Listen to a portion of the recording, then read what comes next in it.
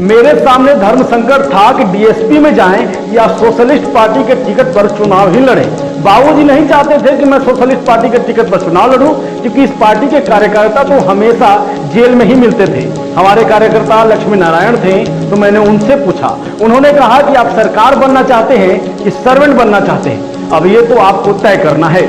फिर मैं बाबूजी की इच्छा के परे राजनीति में आगे बढ़ा। चुनाव में मुझे जीत मिली और मैं विधायक बन गया। यह शब्द देश के दिग्गज नेता रहे स्वर्गीय रामविलास पासवान के हैं, जिन्होंने डीएसपी का पद छोड़कर राजनीतिक में कदम रखा। स्वर्गीय रामविलास पासवान जी का जन्म बिहार के खगड़िया जिले के शहरबनी गांव में हुआ। वह एक अनुसूचित जाति परिवार में पैदा हुए थे। वह 9 बार लोकसभा सांसद तथा 2 बार राज्यसभा सांसद रहे।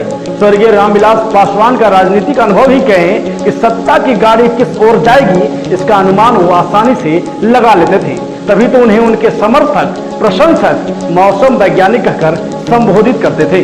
रामविलास पासवान ने ही आरक्षण के लिए मंडल आयोग में सवर्णों को भी 15% आरक्षण देने की आवाज उठाई थी। उनका मानना था कि सवर्णों में भी गरीब और जरूरतमंद लोगों को आरक्षण का लाभ मिलना चाहिए, ताकि वह भी समाज में कदम से कदम मिलाकर सामान्य रूप से चल सके।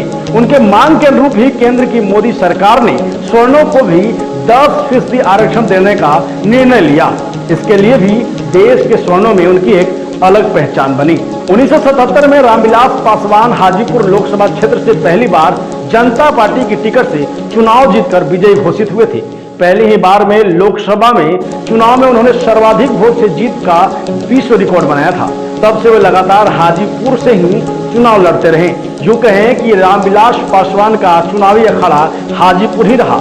इसी दौरान दूसरे चुनाव में भी श्री पासवान ने सर्वाधिक मतों से जीतने के अपने ही रिकॉर्ड को तोड़कर उससे भी अधिक मतों से जीत का दोबारा अपना नाम दर्ज करा लिया।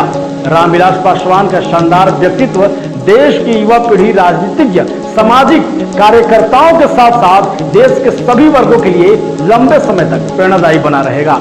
और इसे लेकर के प्रदेश भर में कई कार्यक्रम आयोजित हुए हैं। फिलहाल के लिए इतना ही। बने रहिए और देखते रहिए बुलेट न्यूज टीवी।